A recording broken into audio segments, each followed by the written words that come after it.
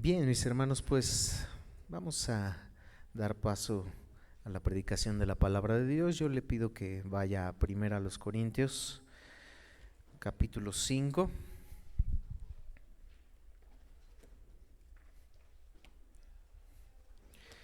Primero a los Corintios, capítulo 5, y vamos a leer todo el capítulo. La semana pasada, como hemos estado diciendo, estamos hablando sobre temas selectos que como iglesia es necesario, es importante que hablemos. El amor, la unidad, empezamos con este tema, el amor y la unidad en la iglesia. Seguimos con el tema de la membresía de la iglesia, la importancia, la vitalidad. De hecho, titulamos el mensaje La vitalidad de formar parte de una iglesia local. Es vital hacerlo, mis hermanos. Vimos los puntos y los sustentos a través de la palabra de Dios. La semana pasada hablamos de la disciplina y cómo lo titulamos una forma de expresión del amor y un medio para la santificación de la iglesia. Vimos de igual forma, la realidad es que son temas vitales en general. Y el día de hoy vamos a hablar de la parte 2 en cuanto a la disciplina. Lo que hablamos del proceso de disciplina la semana pasada en Mateo 18. Ahora vamos a hablar de un ejemplo de ello que viene en la palabra de Dios.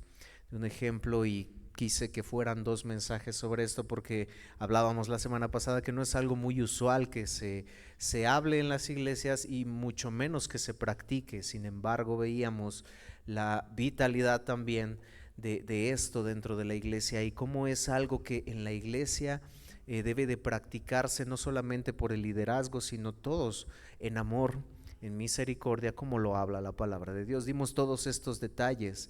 Si alguno no estuvo en este mensaje, en estos mensajes, usted puede acercarse con nosotros, con mi hermano Iván, y puede solicitar las grabaciones. Hablábamos que estos son temas y mensajes que queremos como iglesia tratarlos, hablarlos, porque es importante, mis hermanos, el poderlos hablar. La próxima semana estaremos hablando de la Santa Cena.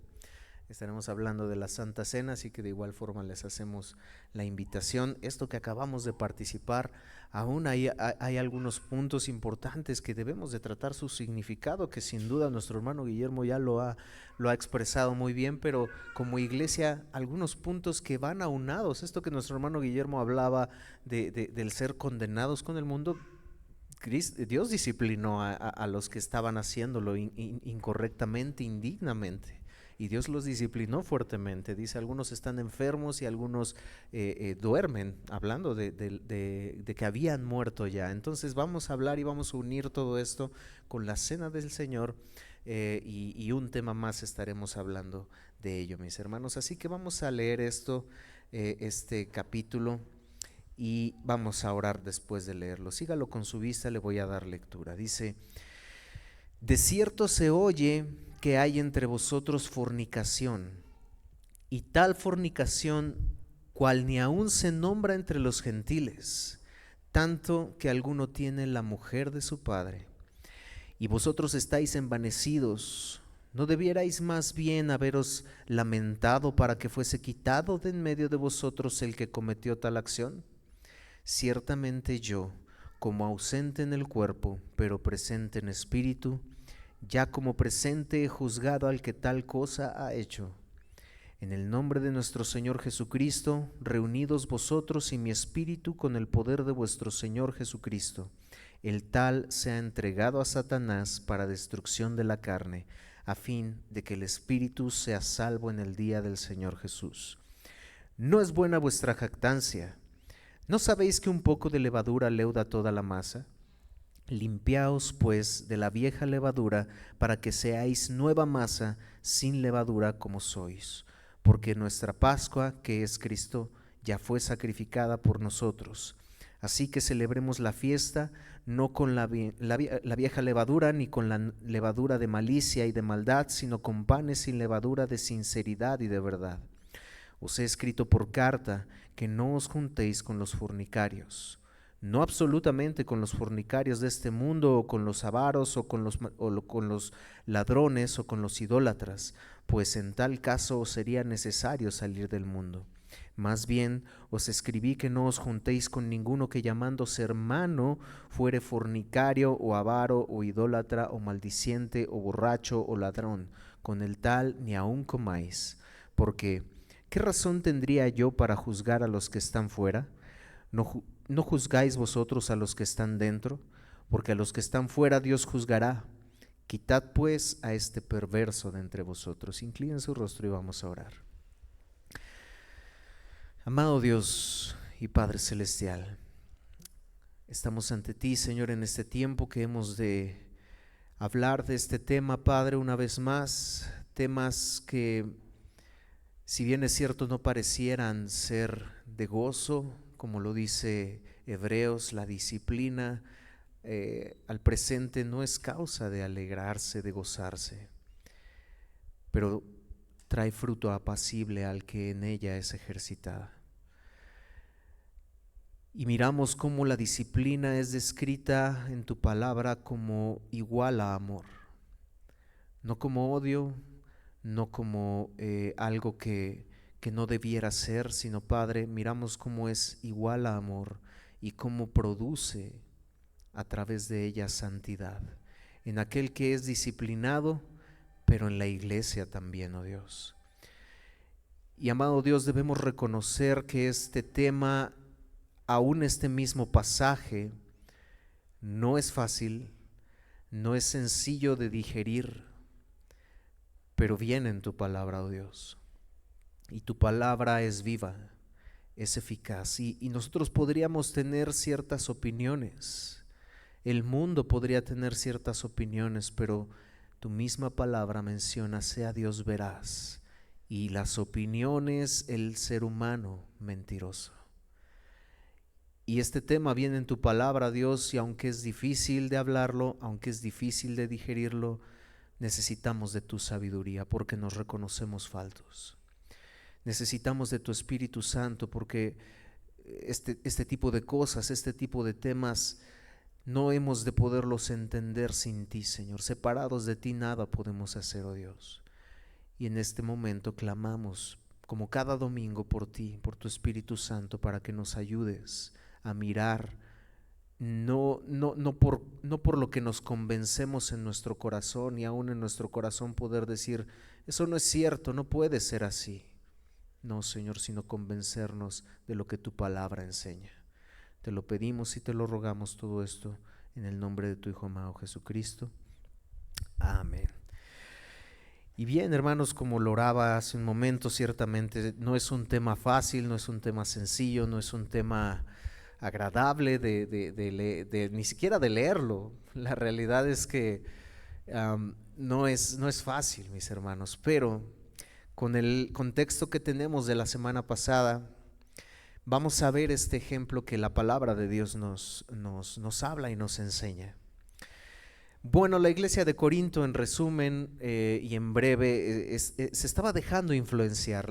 El mundo había penetrado varias cosas a la iglesia. La iglesia tenía situaciones de inmoralidad sexual, como lo acabamos de ver, tenía situaciones se emborrachaban algunos, ya veremos en la cena del Señor. Veremos el contexto y miraremos esto. Algunos se emborrachaban, se adelantaban a comer, y ya veremos sobre qué se refiere todo esto.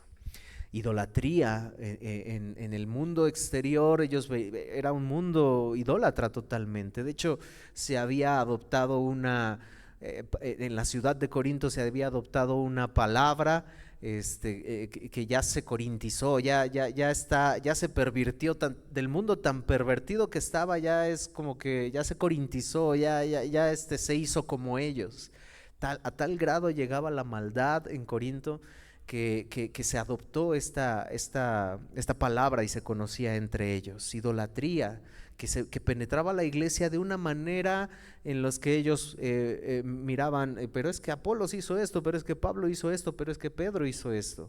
Cuando Pablo va y escribe esta carta y les dice: no importa lo que haya hecho Apolos, no importa lo que haya hecho Pedro, no importa lo que haya hecho yo. Ellos solo predicaron la palabra, nosotros solo predicamos, pero Dios es el que da el crecimiento. Entonces ellos de alguna manera presentaban la idolatría de algunas formas, preocupándose más en el yo por los dones. No tienen dones de lenguas, no hablan en lenguas. Y Pablo tiene que ir a resolver esta situación. Entonces la iglesia a los Corintios estaba verdaderamente fundida, ya habiendo penetrado con situaciones que en su contexto social, cultural, habían penetrado y habían permeado la iglesia. Este era el contexto. Y en este punto ellos habían permitido el pecado, habían tolerado el pecado. Ya hablamos en la serie pasada de mensajes de las 7 iglesias del Apocalipsis, iglesias que toleraron el pecado. Llegar hasta la iglesia de Sardis, que le dijo Cristo Jesús en esta carta: tienes nombre de que vives, pero estás muerta por esa tolerancia al pecado. De manera que Corinto había hecho, era culpable también de esto. Y mis hermanos, una vez más, como hablábamos en las 7 iglesias, no creamos que esto solamente aplicaba para esos tiempos. Mis hermanos, debemos de cuidar como iglesia de caer en situaciones como estas, de permitir, de tolerar el pecado. Bien, entrando ya de lleno, tenemos en el versículo 1 la exhortación de Pablo diciéndoles: de cierto se oye, o bueno, la indicación de lo que llegó a oídos de Pablo. Le dice: de cierto se oye que hay entre vosotros fornicación, y tal fornicación cual ni aún se nombra entre los gentiles, tanto que alguno tiene la mujer de su padre. Mis hermanos, la iglesia de Corinto no había hecho absolutamente nada ante este pecado terrible. Ante esta situación terrible de pecado no había hecho absolutamente nada. Tenemos a un hombre que mantenía relaciones íntimas con la esposa de su padre, su madrastra. Este era el pecado inmoral y terrible que la iglesia a los Corintios permitió. Usted puede imaginarlo, mis hermanos. De hecho, lo que Pablo dice y lo que Pablo menciona aquí es impresionante, y lo podemos mirar aún nosotros. Si nosotros llegásemos a comentar, o usted escuchar algún comentario de esos que a veces a lo mejor uno está haciendo algo, está comprando algo, y hay gente platicando a los lados, y que obviamente a lo mejor es inconversa, esta gente platicando: oye, ¿qué crees? ¿Qué tal que fulanito tal, pues está teniendo relaciones íntimas con su madrastra? No, ¿cómo crees? ¿De verdad? O sea, es lo que Pablo está diciendo, es lo que dice: y una inmoralidad tal como inmoralidad tal como no existe ni siquiera entre los gentiles, dice la versión, la Biblia de las Américas. Y una inmoralidad tal como no existe ni siquiera entre los gentiles. Que no se menciona, es decir, lo que Pablo está diciendo es algo que ni siquiera un incrédulo lo aprueba. Y eso está pasando dentro de la iglesia, y lo peor es que lo están permitiendo. Lo peor es que la iglesia lo está permitiendo, es decir, eso ni aún se nombra entre los gentiles. Seguramente sucedía, pero la expresión es una hipérbole de Pablo exagerando esta situación, porque es cierto, es la realidad. Al día de hoy eso sería en el mundo inconverso un chismesote, porque ni siquiera entre los gentiles pueden creer que suceda eso. Pero este problema estaba pasando dentro de la iglesia a los Corintios. Ahora, hay pecados, mis hermanos, que son cometidos y aún terribles como este. Y el creyente que lo cometió, sin duda. Tenemos el caso de David. Pero este hombre, aclara Pablo, tiene la mujer de su padre. ¿Cuál fue la diferencia entre David y cuál fue la diferencia entre este hombre? Que aquí Pablo está aclarando y está hablando que aún estaba en ese pecado, que aún tenía la mujer de su padre, aún mantenía relaciones íntimas con su madrastra. No dice tenía, no dice esto, o sea, pudo haber sido cometido el pecado y esta persona pudo haberse arrepentido, como el ejemplo de David, con Betsabé. David sin duda pasó cerca de 9 meses sin arrepentirse, hasta que este profeta fue y le dijo: tú eres esa persona. Le da esta analogía y muera irremisiblemente el cual le quitó su ovejita al que era pobre, él teniendo muchas, muera, y le dice: ese eres tú. Y dice la palabra de Dios que David cae arrepentido, que David cae a los pies de Dios y el profeta le dice: tu pecado ha sido perdonado. Bueno, David se arrepintió, este hombre no se había arrepentido, este hombre seguía manteniendo su pecado. Entonces la iglesia permitió esto. En versículo 2 dice: y vosotros estáis envanecidos. Pablo les dice esto, aún ni se nombre, porque este pecado es terrible, y les dice: y vosotros estáis envanecidos. ¿No debierais más bien haberos lamentado para que fuese quitado de en medio de vosotros el que cometió tal acción? Obviamente aquí ya se da un proceso, siendo alguien que sigue en su pecado, se debió de haber dado un proceso, y el proceso que hablamos la semana pasada de Mateo 18, y alguien que sigue cayendo en su pecado, vimos cuál es ese proceso hasta llegar a la iglesia. Y si sigue en su pecado, tenle por gentil y publicano, tenle como alguien que no es creyente, alguien que ha profesado ser creyente, pero realmente eso que ha profesado él no lo es. Entonces la Biblia no nos da la realidad, los motivos por la cual la iglesia de Corinto toleró este pecado tan terrible. No se sabe con exactitud por qué la iglesia en Corinto no había hecho nada, pero todas estas cosas se pueden resumir en una sola cosa que revela este capítulo y que llenó el corazón de esta iglesia. Les dice: ustedes se envanecieron. Y más adelante en el versículo 6 Pablo les dice: no es buena vuestra jactancia, no es buena vuestra jactancia, se envanecieron. Tenían jactancia en su corazón. ¿Qué es la jactancia? Es arrogancia. ¿Por qué? Podemos inferir, mis hermanos, algunos motivos por los cuales hoy día en las iglesias no se interesan por la disciplina, como lo hablamos la ocasión anterior. ¿Qué diríamos? Porque se van a ir de la iglesia, y los que vienen a la iglesia pues dan dinero, y pues ese dinero nos permite crecer. Eso es jactancia, eso es arrogancia. Por temor al hombre, al que dirán.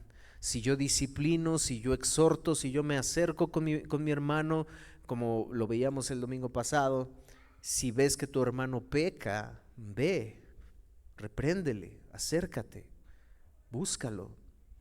No es que no, pues a lo mejor me va a decir algo y mejor así lo dejo.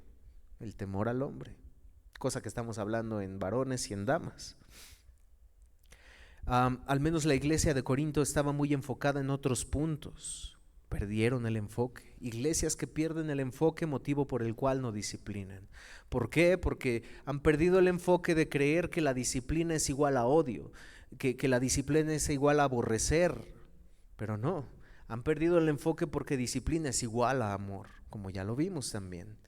Aquellos que dicen, que los que creemos que la salvación no se pierde, nos dicen o nos culpan: pues ellos son los que dicen que salvos, siempre salvos, no importa lo que hagan. No, la realidad es que no enseñamos eso. Enseñamos que la salvación no se pierde, creemos por la evidencia bíblica y la palabra de Dios que la salvación no se pierde, pero no enseñamos que eso nos permite pecar deliberadamente. No, de ninguna manera, eso es una herejía. Entonces probablemente la iglesia, los corintios, estaba pasando por algo así. Probablemente porque si Dios nos ha salvado y nos ha dado de su gracia, él está pecando, pues bueno, ya ha sido salvo. Motivo por el cual no disciplinaban. Es probable. Y de hecho Pablo trata este asunto también en Romanos. ¿Qué pues diremos? Como la gracia ha sido tan maravillosa, la gracia de la salvación ha cubierto multitud de pecados, la gracia de la salvación es extraordinaria. Aquel que se acerca y la recibe por gracia, por fe, es perdonado de todos sus pecados. Y Pablo dice: entonces, ¿salvo siempre salvo? No, de ninguna manera. ¿Qué pues diremos? ¿Perseveraremos en el pecado para que la gracia abunde? En ninguna manera. Porque los que hemos muerto al pecado, ¿cómo vamos a vivir aún en él? Pablo lo aclara muy precisamente. Primera de Juan 3:8-9: el que practica el pecado es del diablo. ¿Cómo ser salvos y siempre salvos no importa lo que hagan? No. Aquel que practica el pecado, dice, es igual a que es hijo del diablo.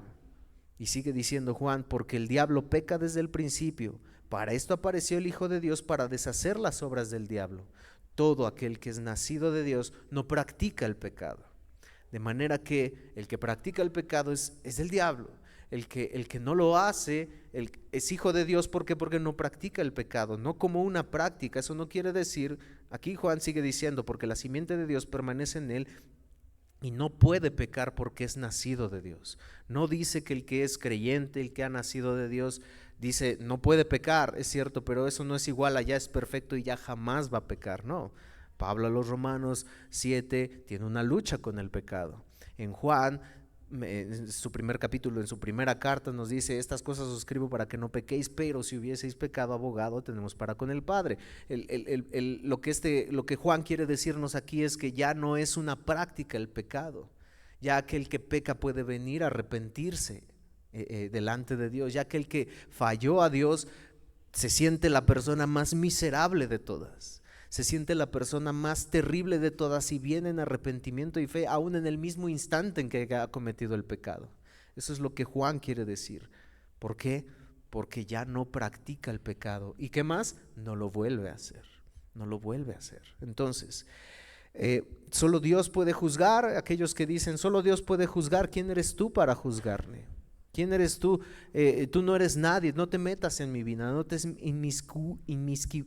bueno, eso, en mi vida. Bien, esos son otros motivos por los cuales la iglesia han dejado la disciplina, porque Dios es amor y nos perdona, Dios es un Dios misericordioso. Y esto que voy a mencionar sonaría coherente. Es que ¿por qué no disciplinamos? Porque la realidad es que el que más lo necesita es Él. No, lo que menos necesita es que le juzguemos. Lo que más necesita es que le mostremos nuestro amor. Sería de hecho falta de misericordia el evidenciarlo, el ponerlo frente a la iglesia y decir qué es lo que hizo. Eso sería falta de misericordia. Y por si fueras poco, sacarlo de la membresía. Si él quiere seguir pecando, ¿no estaríamos actuando con arrogancia como si nosotros no tuviéramos pecado? Por eso, este es uno de los motivos por los cuales algunas iglesias también no disciplinan. Es que no, nosotros también somos pecadores, Él está pecando, nosotros no somos más que Él. Eso es cierto. Pablo a los Filipenses dice: no te considérate menor a tu hermano, porque hay arrogancia si tú te consideras más que el otro y que crees que tienes más conocimiento que el otro. Eso es cierto, pero no en las cuestiones disciplinarias. Sin duda todos estamos en una guerra y en una batalla con el pecado, eso es cierto, eso es claro, pero hay una diferencia. El que practica el pecado tiene que ser disciplinado. Entonces, pareciera sonar lógico esto que acabamos de decir, sin embargo, hay un pequeño problema. Dios estableció en su palabra lo que se debe de hacer. Dios ya lo estableció. Y acabamos de mencionar que su palabra también menciona a los corintios, les decía: sea Dios veraz y todo hombre mentiroso. Entonces todos estos motivos que la iglesia ha hecho motivos por los cuales no disciplinar, pecado en el que estaba la iglesia de Corinto, lo que Pablo les dice no les aplaude.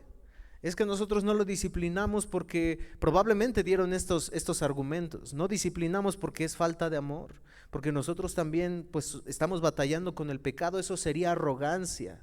Sería arrogante decir, disciplinar a alguien, evidenciarlo delante de la iglesia cuando nosotros también estamos batallando con el pecado. Eso es arrogancia. Seguramente Corinto dio estos motivos, pero Pablo no les dice: felicidades, ustedes están bien, ustedes están considerando a su hermano como ustedes mismos. No les dice eso.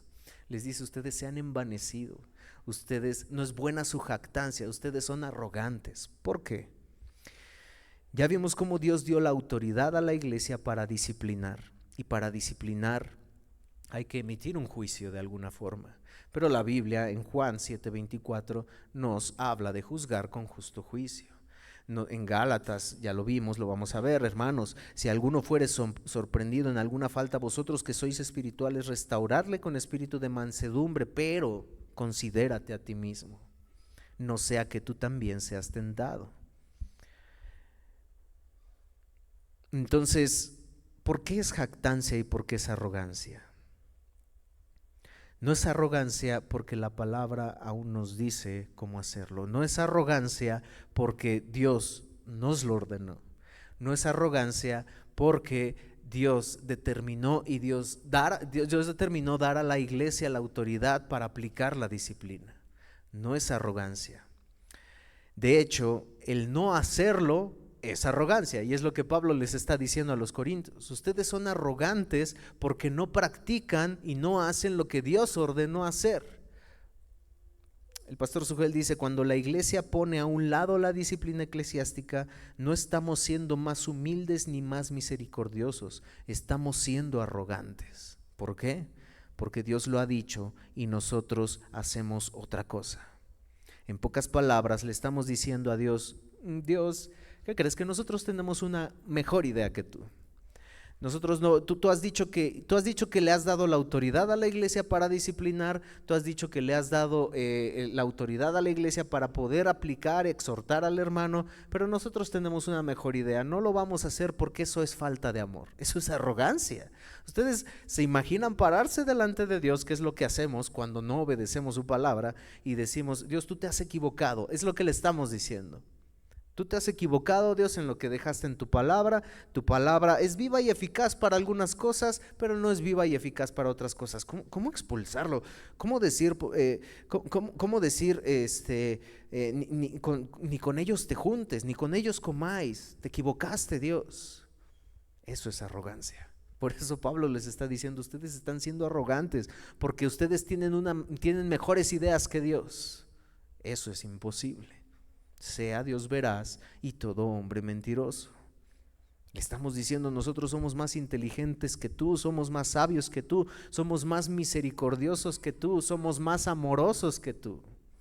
Eso es arrogancia. Por eso Pablo les dice eso. Nos creemos más sabios que Dios. Es lo que, por ejemplo, dice la psicología actual, la psicología moderna sobre la educación de nuestros hijos.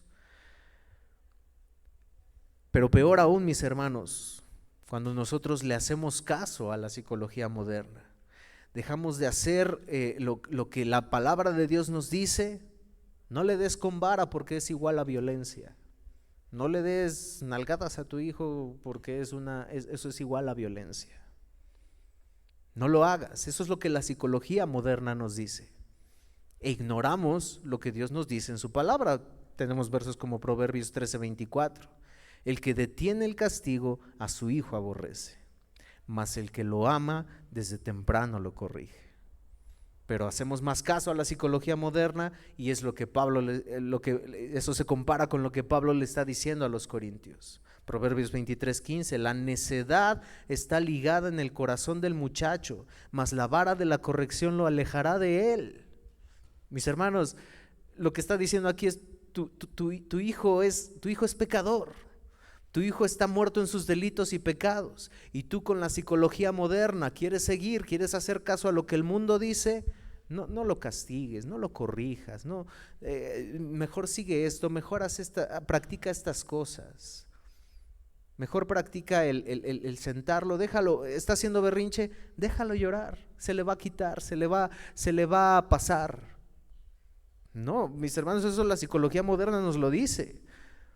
Pero la palabra de Dios nos dice: corrige a tu hijo. Está ligada la necedad al corazón, mas la vara de la corrección lo alejará de él. Pero no, una vara es igual a violencia contra el hijo. Sobre este verso dice Jonathan Akin: el cielo y el infierno están en juego cuando se trata de la disciplina de nuestros hijos.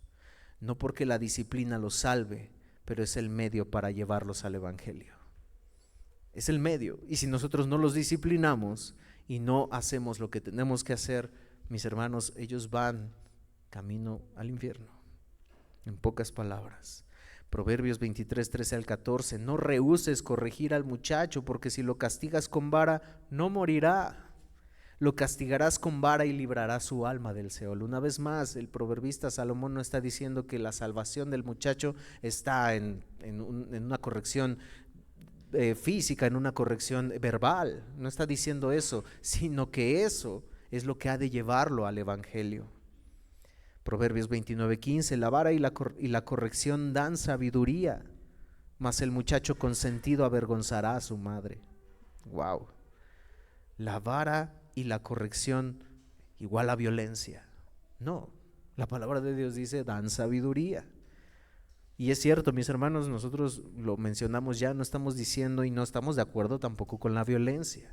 No estamos de acuerdo con que a través del castigo físico, cuando es aplicable, porque tampoco estamos diciendo que ha de ser siempre. No, hay situaciones, hay circunstancias, mis hermanos, donde puede ser aplicado.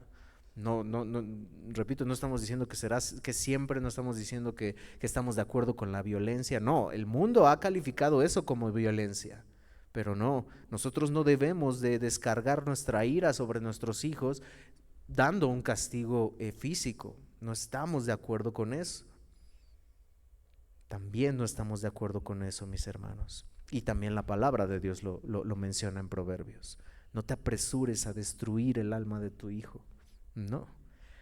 Pero hay un equilibrio en esto. Proverbios 19:18-20. Castigo a tu hijo en tanto que hay esperanza, mas no se apresure tu alma para destruirlo. El de grande ira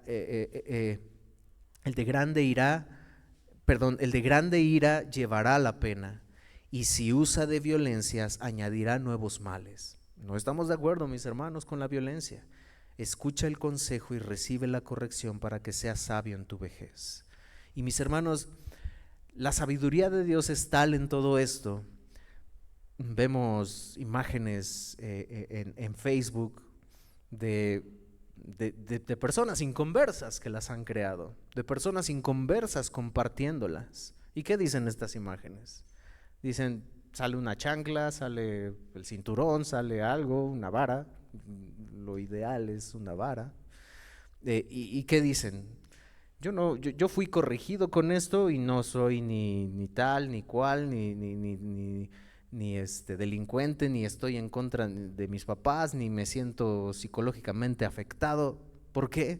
Porque la sabiduría de Dios, aún el mundo inconverso de alguna manera la entiende, al mirar que en esas correcciones hubo sabiduría de Dios, aun cuando no se hayan hecho con la palabra de Dios. Pero aún en medio de eso, yo no estoy diciendo que muchos les pegaban a sus padres con ira, a sus padres a sus hijos con ira, pero ellos fueron corregidos de alguna manera y les llevó a ser buenos hijos. Vamos a hablar sobre este tema en algún momento, mis hermanos, pero a lo que vamos en este punto, mis hermanos, Proverbios aboga por la transformación del corazón y no por la de la conducta. La psicología actual quiere transformar la conducta, pero no el corazón. De manera que si el corazón se transforma, la conducta cambia automáticamente. Eso es por lo que aboga Proverbios, no por otra cosa. Por eso nosotros miramos el corazón. Proverbios 4:23. Sobre toda cosa guardada, guarda tu corazón, porque de él mana la vida. Pero nosotros, mis hermanos, nos hemos hecho más sabios que Dios, y eso sí es arrogancia. La psicología moderna es arrogancia. El cristiano, adoptando la psicología moderna, está practicando lo que la iglesia de los Corintios está haciendo. Es mejor mi idea, Dios. Es mejor lo que yo pienso que lo que tú has dicho en tu palabra. Eso es arrogancia, y es lo que Pablo está diciéndole a los corintios. Buscamos vivir y regir nuestra vida bajo los estudios sociológicos, psicológicos, que sobre la autoridad de la Biblia, que bajo la autoridad bíblica. La iglesia en Corinto había desechado la sabiduría de Dios para aceptar la sabiduría del mundo. ¿Cuál era entonces la forma correcta de proceder en este caso? Ya Pablo ya les dio la corrección, ya Pablo ya les dijo que son arrogantes, que eso es jactancia porque se están poniendo por encima de Dios y le están diciendo a Dios que sus ideas mundanas, humanas, son mejores que las de Él, que son más sabios ellos que Dios, más misericordiosos y más amorosos que Dios. Ahora Pablo les va a decir del 3 al 5. Ciertamente yo, como ausente en cuerpo, pero presente en espíritu, ya como presente juzgado al que tal cosa ha hecho. En el nombre de nuestro Señor Jesucristo, reunidos vosotros y mi espíritu con el poder de nuestro Señor Jesucristo, el tal sea entregado a Satanás para destrucción de la carne, a fin de que el espíritu sea salvo en el día del Señor. Esto es algo como lo que nuestro hermano Guillermo estaba mencionando en la cena del Señor, y vamos a estudiarlo también. Hay un objetivo en la disciplina. De los que estaban tomando la cena indignamente, fueron disciplinados muriendo o enfermando. Y dice, para que no sean condenados con el mundo. Es algo como esto. El tal se ha entregado a Satanás para destrucción de la carne, a fin de que el espíritu sea salvo en el día del Señor. Bueno, la iglesia debía aplicar lo que estudiamos la semana pasada en Mateo 18. Tenle por gentil y publicano, como alguien que no es creyente, alguien que ha persistido en su pecado y que no es creyente. La iglesia debía sacar a este hombre de la membresía de la iglesia. Y al hacer esto no estaba haciendo algo incorrecto, mis hermanos, sino estaba obedeciendo lo que Dios ya había dicho. Y una vez más, mis hermanos, yo le pido que usted pueda orar a Dios. Yo mismo lo he hecho, y no solo en esta ocasión, sino en múltiples ocasiones de mi vida. Que podamos orar a Dios y decir, es que no es posible, eso es muy feo, eso no está bien que suceda así. ¿Cómo sacar a alguien? No, mis hermanos, yo le pido que luchemos con eso en nuestra mente y en nuestro corazón, y le pidamos, Dios, es que tu sabiduría está escrita en tu palabra, y yo no puedo ir en contra de ella, ayúdame a no hacerlo. La iglesia debía sacar a este hombre de la membresía, y al hacerlo la iglesia no estaba haciendo algo incorrecto, sino estaba obedeciendo a Dios en la aplicación de la autoridad que Dios le había dado a la iglesia. Estaba haciendo uso de lo que Dios le había dicho a la iglesia que tenía que hacer. En versículo 13, quitad pues a este perverso de entre vosotros. Él quiere permanecer en su pecado, quítenlo. Él ya pasó por un proceso, obviamente en este caso no, pero en el proceso de Mateo 18, él ya pasó por este proceso, uno, con dos o tres, con la iglesia, no ha hecho caso, sáquenlo de la membresía de la iglesia. Porque él quiere seguir pecando, él quiere permanecer en su pecado. Pero esto no supondría que se aleje más. Seguimos con lo mismo, una vez más, no somos más sabios que Dios. Pablo entendía que la exclusión de la membresía de en medio de la congregación estaba directamente relacionada con lograr algo. Si era la voluntad de Dios que los deseos de la carne de este hombre puedan ser destruidos, y que este hombre a través de esa exclusión pueda arrepentirse y ser salvo. Ese era el objetivo que Pablo estaba hablando y que Pablo estaba diciendo. Ese era el objetivo. Se ha entregado a Satanás para destrucción de la carne, los deseos de la carne, de los cuales habla Gálatas, con el fin de que el espíritu sea salvo en el día del Señor. Mis hermanos, esto está más claro que el agua. Y nosotros no podemos ir en contra de esto, porque si vamos en contra de esto sería arrogancia. Nos estamos poniendo por encima de Dios, y no es así. Leíamos lo que mencionaba el pastor Sugel la semana pasada. No debemos excluir de la membresía a los que todavía estén luchando con su pecado. Estamos todos luchando con nuestro pecado. En tal caso tendríamos que salir todos de la iglesia, que es lo que Pablo menciona más adelante. Bueno, en cuanto a la cuestión del mundo, la exclusión es solo para los que no estén evidenciando la genuinidad de su fe en Cristo por su falta de arrepentimiento y la dureza de su corazón, que ya pasaron por un proceso. Aplicar esta medida disciplinaria no es falta de amor, sino todo lo contrario, porque mantener en la disciplina mantener en la membresía de la iglesia a una persona que no está dando evidencias de haber nacido de nuevo, ¿qué es? No es amor, es negarle la posibilidad de que vea su condición de pecado y pueda venir a Cristo en arrepentimiento y fe antes de que sea demasiado tarde. Eso es lo que Pablo está diciendo aquí. Hay dos posturas en cuanto a 2 Corintios 5, lo que estamos leyendo, donde, hay dos posturas en cuanto a esta parte de 2 Corintios 2, del 5 al 11. Porque en 2 Corintios 2, yo no lo voy a leer ahora, pero usted léalo en casa, habla de recibir a un pecador, de recibir a alguien que estuvo en disciplina. Y hay dos posturas sobre esta. No voy a profundizar en ninguna de ellas, pero una de ellas, bueno, sí, no voy a profundizar en ninguna de ellas, pero una de ellas, de estas posturas, menciona que se refiere a este hombre. Una de esas posturas que si usted lee 2 Corintios 2, 5 al 11, menciona que aquel que disciplinaron lo reciban en amor, lo perdonen, lo vuelvan a incluir a la membresía de la iglesia, que vuelva, que regrese, que nosotros no somos, o que la iglesia en ese caso no es nadie para ya dejarlo fuera, no, sino que lo reciban. Y una de esas posturas es que se refiere a este hombre. De manera que no tenemos la evidencia, pero podemos pensar que puede ser esa o la otra ciertamente, pero si fue este hombre, mis hermanos, la exclusión de la membresía de este hombre que estaba en pecado, que estaba teniendo relaciones íntimas con su madrastra y que la iglesia de los Corintios no hizo nada y que posteriormente a la carta de Pablo lo hizo, este es un resultado de la disciplina. Él pudo arrepentirse y regresar o venir a Cristo. Es el resultado. De manera que Pablo sostiene que la disciplina eclesiástica local dice: en el nombre de nuestro Señor Jesucristo, reunidos vosotros y mi espíritu con el poder del Señor. Es la autoridad que Dios le ha dado a la iglesia. Ahora, mis hermanos, Pablo menciona algo: entregarlo a Satanás. Y hay infinidad de preguntas alrededor de todo esto, pero la respuesta ante esto es que no sabemos qué es realmente lo que significa ser entregados a Satanás. Sin embargo, por la palabra de Dios podemos dar algunas respuestas.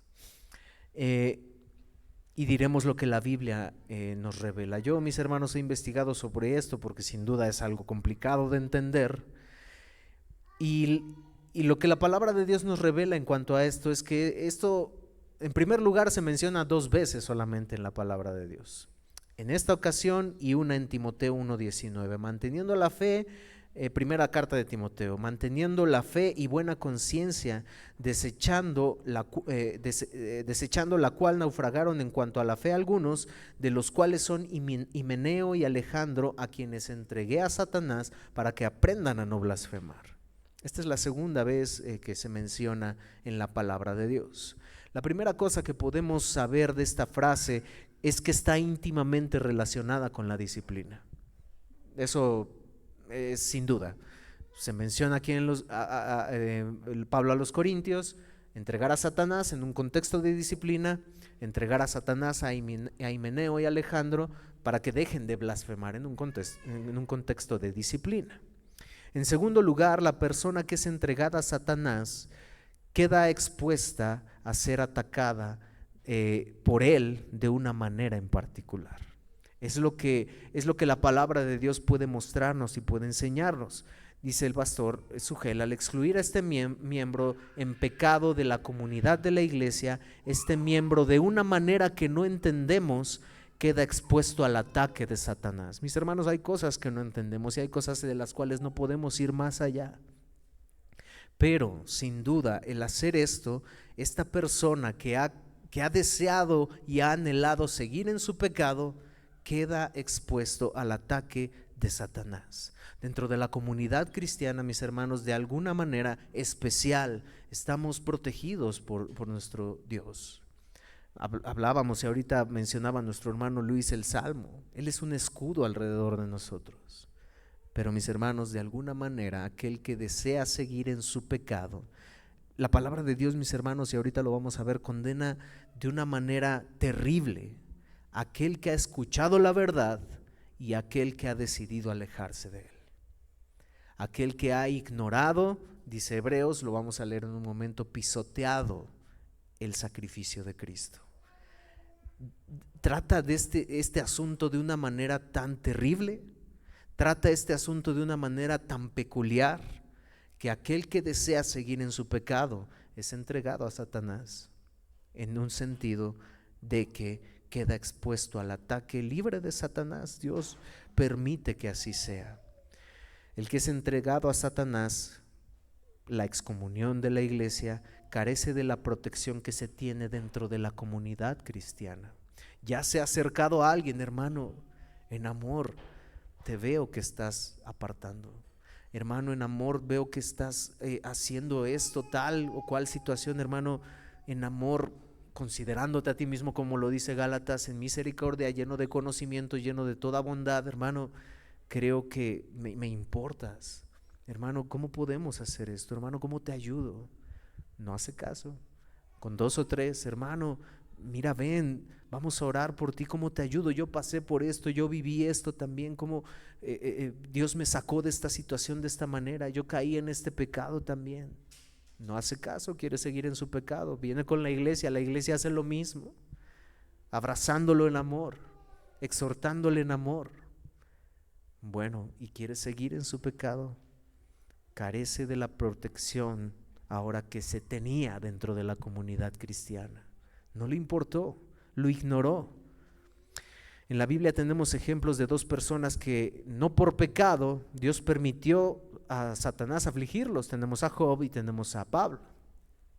A Job Dios le permitió a Satanás tocar sus bienes, tocar aún su salud, no matarlo, Dios especificó eso, no quitarle su vida. Pablo dice, tengo alguien que me está bofeteando, alguien de Satanás que me ha estado abofeteando y con él, para que yo no me enaltezca. Si en estos casos que no fue por pecado produjo algo bueno, mis hermanos, cuánto más la disciplina en alguien que verdaderamente sí ha sido por pecado. Tiene un objetivo más maravilloso de lo que nosotros pudiésemos pensar. Pablo dice el propósito bueno de esto: el tal se ha entregado a Satanás para destrucción de la carne, a fin de que su espíritu sea salvo en el día del Señor. Ese es el objetivo, mis hermanos. Dios es tan sabio. Satanás no quiere humildad, no quería humildad en Pablo. Eso no quería Satanás, sin duda. Eso no quería él, pero eso fue lo que provocó en él, por la sabiduría de Dios, mis hermanos. Así pues, el significado de 1 Corintios 5:5 sería excluir al pecador de la membresía para destruir su orientación pecaminosa, para que él mismo se salve en el día del Señor. Tenemos ahora algunos ejemplos en la Biblia contrarios. Gomer, la esposa inmoral de Oseas. Dios le pide a Oseas casarse con una prostituta. Gomer simbolizando a Israel. Y dice la palabra de Dios en Oseas 2:7, ella exclamará: iré y me volveré a mi primer marido, porque mejor me iba entonces que ahora. El propósito de la disciplina, el propósito de mirar la sabiduría de Dios que produce la disciplina. Pensar en aquella persona que está siendo disciplinada, en su mente, en su corazón, en su intimidad, decir: me está yendo mal. Cuando yo estaba cerca de Dios esto no pasaba. Cuando yo estaba cerca de Dios, cerca de mis hermanos, cerca de la iglesia, yo me sentía protegido.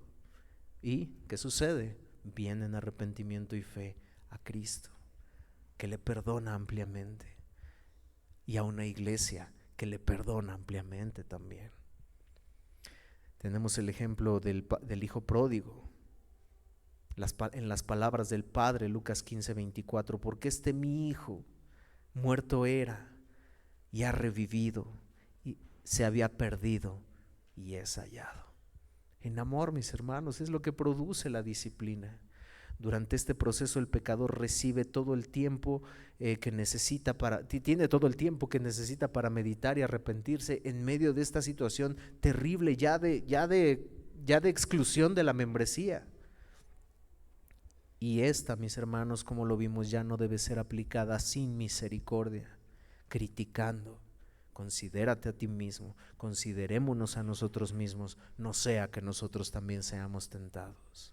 El que piense estar firme, mire que no caiga. Oh, mis hermanos, no es una disciplina de señalar, ese no es el objetivo.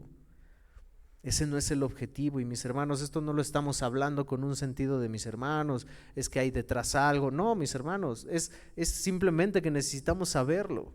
Porque ¿qué sucedería si en algún momento nos pasa? ¿Qué vamos a hacer? Vamos a destruir al hermano señalándolo, vamos a destruir al hermano criticando. Oye, ¿ya viste? ¿Y te imaginabas? Y yo pensaba que no, estaba bien. Mis hermanos, vamos a destruir a la gente. No es así. Pablo sigue diciendo en el versículo 6, no es buena vuestra jactancia, ¿no sabéis que un poco de levadura leuda toda la masa? Otro de los propósitos de la disciplina tiene que ver con la santidad de la iglesia, como ya lo vimos, mis hermanos. Pablo les dice, ustedes se creen más sabios, ¿no saben que permitir esto va a destruir a la iglesia? El no disciplinar va a destruir a la iglesia, porque dentro de la iglesia hay pecado y lo va a llevar a ser una iglesia como Sardis. Tienes nombre de que vives, pero estás muerta.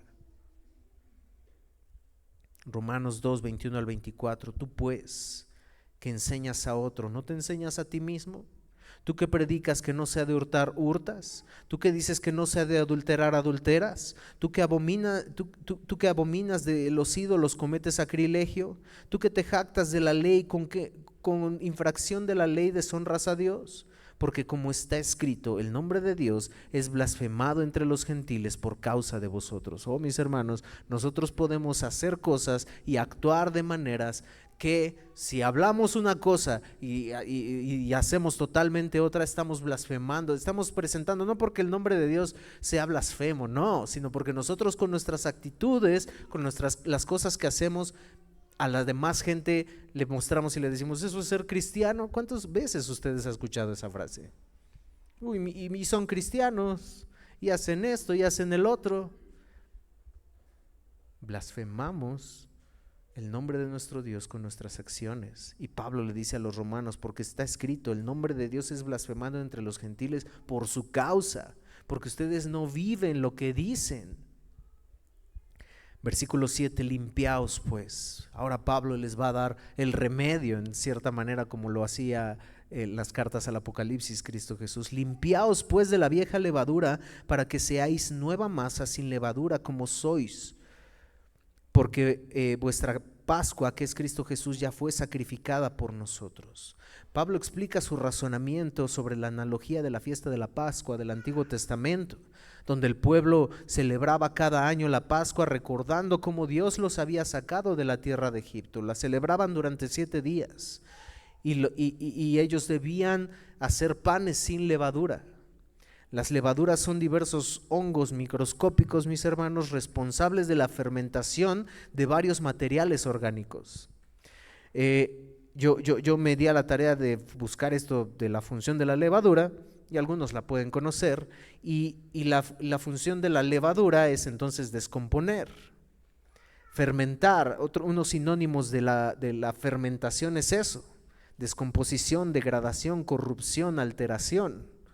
Bueno, Pablo compara, no es que sea malo comer pan, mis hermanos, no es pecado, no, usted puede comer su pancito con su café, no hay problema. Lo que Pablo está haciendo aquí es una analogía y haciendo la comparativa de la levadura, lo que hace en el pan, descompone. Bueno, un poco de levadura, un poco de pecado te va a contaminar todo, te va a descomponer todo, va a corromper todo, va a alterar todo. Los israelitas tenían que retirar la levadura de sus casas antes de comer la Pascua. Pero Cristo, como el Cordero de Dios, cuando fue crucificado, se convirtió en ese sacrificio definitivo, supremo a favor del pueblo de Dios. Una sola vez y para siempre, con un solo sacrificio, quitó el pecado del mundo, como dice Juan 1:29. Entonces Pablo les dice, ¿cómo podéis vivir y permitir el pecado dentro de la iglesia ante un Dios santo que ya se sacrificó, que Él ya hizo? ¿Cómo puedes hacerlo? Eres arrogante, le dice a los corintios. Nuestra sustitución en esa cruz del Calvario no costó cualquier cosa. ¿Cómo puedes, corintios, permitir pecado dentro de la iglesia y de esta magnitud sin hacer nada? Cuando una persona que profesa ser cristiana se entrega al pecado de esta manera como este hombre y se entrega a él sin arrepentimiento, es el punto, mis hermanos. Está negando el propósito de la muerte de Cristo. Eso es lo que está haciendo. No salpiquemos de pecado, mis hermanos, la obra de Cristo. Y si pecamos, mis hermanos, como mencionamos hace un momento, y Pablo lo menciona en Romanos 7, nos sentimos los más miserables y podemos venir a Cristo. Abogado tenemos para con el Padre. Sigue diciendo Pablo en versículo 8, así que celebremos la fiesta, no con la vieja levadura ni con la levadura de malicia y de maldad, sino con panes sin levadura de sinceridad y de verdad. Pablo no está exigiendo a la iglesia, a los corintios, que celebre la Pascua judía con este ejemplo y como que algunos utilizan para judaizar. No, de ninguna manera. Si lo hiciera, estaría negando el significado de la expiación de Cristo, la cual Pablo afirma. Además, estaría pidiendo a los gentiles que se conviertan al judaísmo. No, Pablo no está haciendo de ninguna manera esto. Lo que Pablo hace es hablar figuradamente acerca del gozo que los creyentes tienen al saber que son limpiados de sus pecados. La Pascua se celebraba cada año por 7 días. Los judíos lo celebraban de esta manera. Cuanto más, lo que Pablo está diciendo es, cuanto más nosotros, que vuestra Pascua ya fue sacrificada, debemos de celebrar con gozo la salvación que nos ha dado. Pero no lo estamos haciendo si no estamos obedeciendo a Dios. Un sacrificio una vez más grande que cualquier otro, y una vez y para siempre, celebrándolo en todo momento, en cada paso de la vida, no como ese viejo pacto que Hebreos habla y explica extraordinariamente y expone extraordinariamente, celebrándolo simplemente en ciertos momentos de nuestra vida. No, en toda nuestra vida, en toda nuestra manera de vivir. Los corintios, pensando que un poco de levadura leuda toda la masa, ellos podían llevarlos a pensar que entonces debían alejarse completamente del mundo y del pecado. Los corintios eran un poco extremistas. Por eso Pablo les dice del 9 al 13, os he escrito por carta que no os juntéis con los fornicarios. No absolutamente con los fornicarios, hace Pablo la aclaración de este mundo, o con los avaros, o con los ladrones, o con los idólatras, pues en tal caso os sería necesario salir del mundo. Más bien os escribí que no os juntéis con ninguno que, llamándose hermano, fuere fornicario, o avaro, o idólatra, o maldiciente, o borracho, o ladrón. Con el tal ni aun comáis, porque ¿qué razón tendría yo para juzgar a los que están fuera? ¿No juzgáis vosotros a los que están dentro? Porque a los que están fuera Dios juzgará. Quitad pues a este perverso de entre vosotros. El contexto de Corinto, la realidad es que no era fácil. La sociedad, ya hablamos de cómo era la sociedad. No era simple, no era sencillo. Nosotros en nuestra actualidad cada vez nos la vamos a ir viendo un poco más complicada. En los trabajos, hacer acciones que nos pidan hacer, como participar de cuestiones LGBT, tenemos que decir que no, pero la iglesia había permitido ciertas cosas. ¿Cómo va a estar nuestro contexto también en algún par de años? No era fácil en el contexto de Corinto. Obviamente un alma sin Cristo está en pecado. Si nosotros nos alejamos del pecado porque hemos de alejarnos de él, tendríamos que alejarnos del mundo, es lo que dice Pablo. Romanos 10:14, ¿cómo pues invocarán en aquel en quien no han creído? ¿Y cómo creerán en aquel de quien no han oído? ¿Y cómo oirán si no hay quien les predique? Entonces lo que Pablo les está diciendo, no te tienes que salir del contexto del mundo. Cristo Jesús oró, y yo te pido que no los saques del mundo, pero que los guardes del mal. Entonces, por un lado se debe de mantener la pureza de la iglesia, pero por otro lado se debe de mantener el contacto con el mundo. Estamos en el mundo para beneficio de los que están en el mundo, por la predicación del evangelio, pero no debemos de contaminarnos con el mundo. Ese es el punto. Ese es el punto, y Jesús fue nuestro ejemplo máximo. En Mateo 11:19 Jesús dice que fue amigo de publicanos y de pecadores. Jesús fue amigo de pecadores. Y por otro lado en Hebreos 7:26 dice Jesús era apartado de los pecadores. Por fin, ¿se contradice la Biblia? No, Cristo Jesús era ambas cosas, las dos.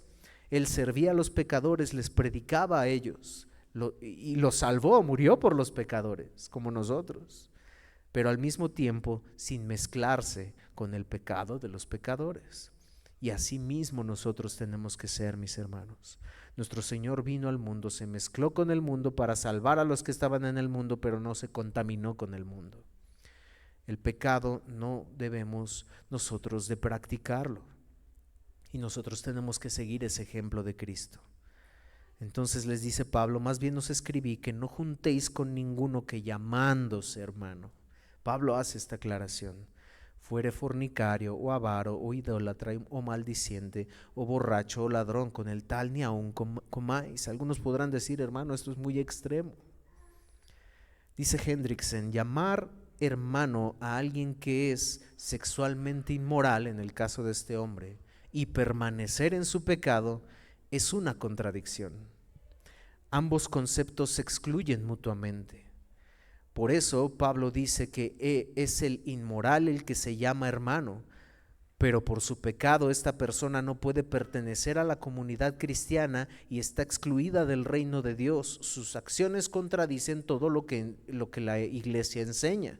Si permanece dentro de una membresía de la iglesia, entonces esa iglesia no puede seguir llamándose cristiana, porque está permitiendo el pecado, está dejando penetrar el pecado dentro de ellos, lo cual Dios aborrece. Ni la persona puede llamarse cristiana, ni la iglesia puede llamarse cristiana al permitir esto. Se contradice y es excluyente eso. En la sociedad oriental, mis hermanos, no se podía quebrantar las normas de la hospitalidad.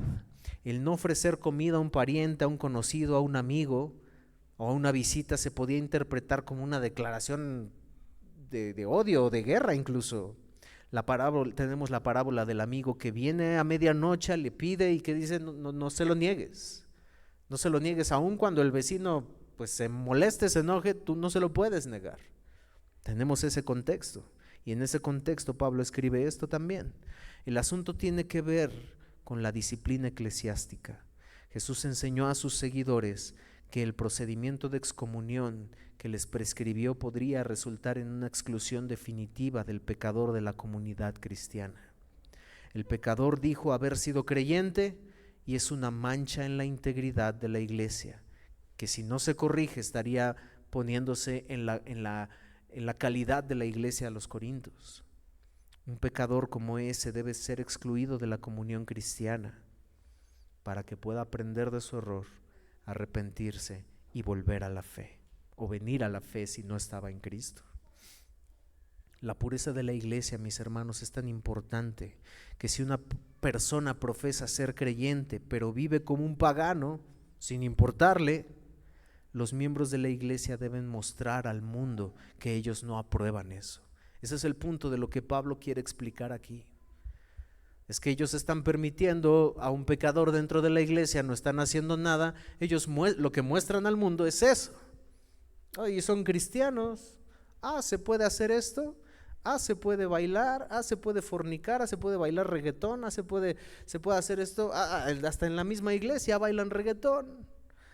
Se puede mentir, se puede emborracharse, se puede hacer esto. Pues ¿para qué ser cristiano? O vamos a ser cristianos. Si el cristianismo es la religión que nos lleva al cielo, pues, y se puede todo eso que me gusta, no. Lo que Pablo está diciendo, no te juntes, no hagas eso, porque estamos mostrando al mundo que estamos en contra de eso. Es lo que Pablo está diciendo aquí. Y concluyo con esto, mis hermanos, lo que había mencionado.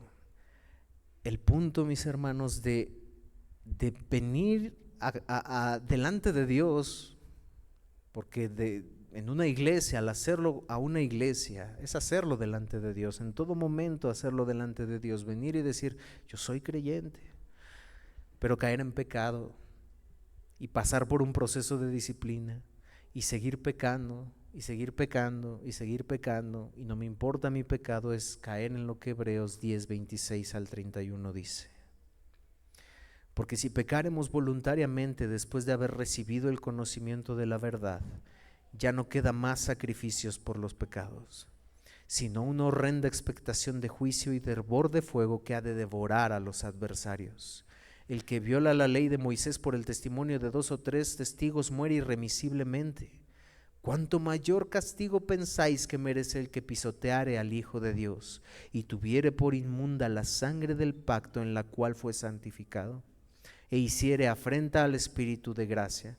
Pues conoceremos al que dijo, mía es la venganza, yo daré el pago, dice el Señor.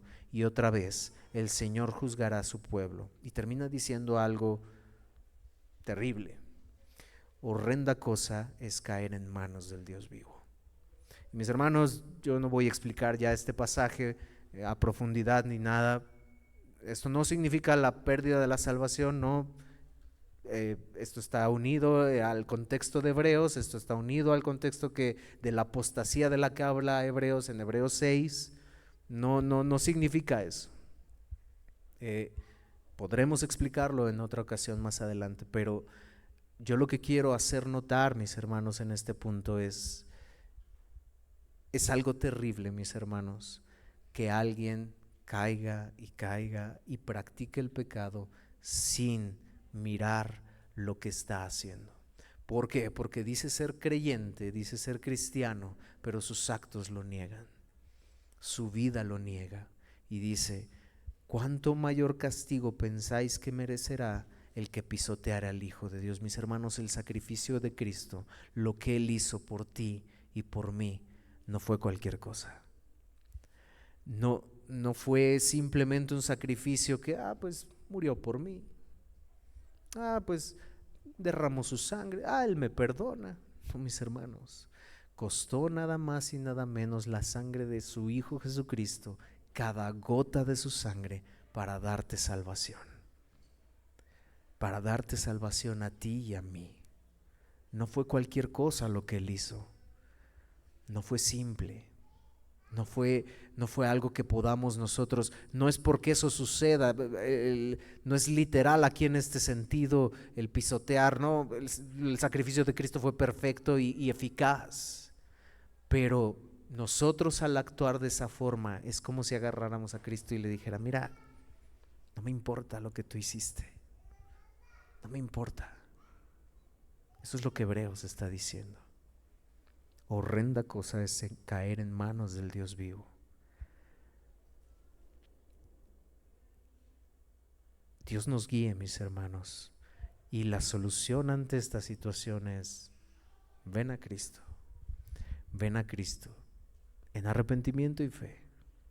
Ven a aquel que puede perdonarte, ven a aquel que puede restaurarte. Estamos en algún punto, tal vez Dios, a través de la obra de Cristo Jesús, puede perdonarte, y nosotros como iglesia tenemos los brazos abiertos. Pero son cosas, mis hermanos, que nosotros tenemos que hablar, porque la palabra de Dios lo habla. Lo dijimos la semana pasada.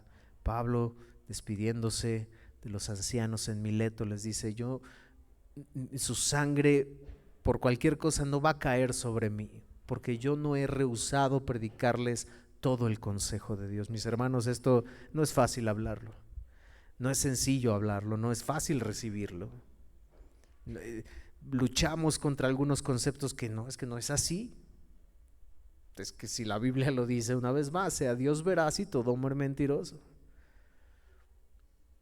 De manera que, si bien no es fácil, pero es algo que como iglesia Dios nos ayude a hacerlo, a practicarlo. Y mis hermanos, con esto no estamos diciendo, mis hermanos, a todo mundo se le va a disciplinar. No, mis hermanos, no. Simplemente es una palabra que la palabra de Dios nos muestra, nos enseña, y que nosotros, mis hermanos, ¿qué sucederá el día en que eso pase? ¿Qué sucederá? Preferimos ser una iglesia que lo hace a un lado, haciendo un lado, siendo arrogantes y haciendo a un lado la sabiduría de Dios, creyéndonos más sabios que Dios. No, yo no creo que ese sea el camino. Y no es el camino para esta iglesia que queremos. Sino ser obedientes a la palabra de Dios, haciéndolo en amor cuando haya que hacerlo, y haciéndolo con el objetivo que Dios lo ha planteado en su palabra, que la disciplina es amor, con el objetivo de que es un proceso en el cual beneficia al disciplinado, pero a la iglesia también, y es parte del crecimiento en santidad para nosotros. Póngase de pie, mis hermanos, y vamos a orar.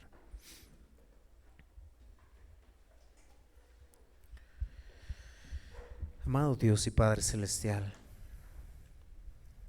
cuánto te necesitamos, oh Padre. Ayúdanos a luchar contra los pensamientos y aún la tentación del enemigo de el enemigo que usó la misma palabra de Dios para tentar a Eva, el mismo enemigo que usó la palabra para tentar a Jesús en el desierto, tergiversando y metiendo en nuestra mente y en nuestro corazón, esto no puede ser así. Pero Dios, tu palabra es clara y nosotros queremos y anhelamos ser una iglesia. Mencionamos constantemente, queremos ser una iglesia bíblica, queremos ser una iglesia que hable tu palabra. Padre, si queremos eso y anhelamos esto, necesitamos conocer todo el consejo de tu palabra. Y el hablar esto como iglesia local, Padre, no tiene otro objetivo más que nosotros ser santificados a través de tu palabra, pero amado Dios, que el día en que se nos llegase a presentar algo así, no destruir al hermano, no destruir a aquel que está en una situación de estas, porque nosotros podríamos estar también en esa situación. De hecho, cuando nosotros hacemos algo como este, es probable que estemos peor que aquel que está siendo disciplinado. Dios, guárdanos y líbranos de eso. Te lo pedimos y te lo rogamos con todo nuestro ser. Ayúdanos, Padre, a mirar tu palabra y a mirar el Dios en el que creemos y a ocuparnos, Señor, de nuestra salvación con temor y temblor, porque tú produces en nosotros el querer como el hacer por tu buena voluntad. Te lo pedimos, Dios. Ayúdanos y guíanos. Y aquel, Señor, si hay alguna situación en la que se encuentra en este momento de esta índole, Señor, no en el ejemplo del pecado de esta persona, pero no, sino en una situación lejos de ti, oh Dios, que pueda venir a ti, que pueda venir a ti, que nosotros como iglesia, como lo dice tu palabra, podamos restaurarle en amor, en todo conocimiento, en toda bondad, porque es lo que tú nos has mandado como iglesia hacer. Te lo pedimos y te lo rogamos todo esto en el nombre de tu Hijo amado Jesucristo. Amén. Amén, mis hermanos. Vamos a orar por las ofrendas, así como está. Incline su rostro.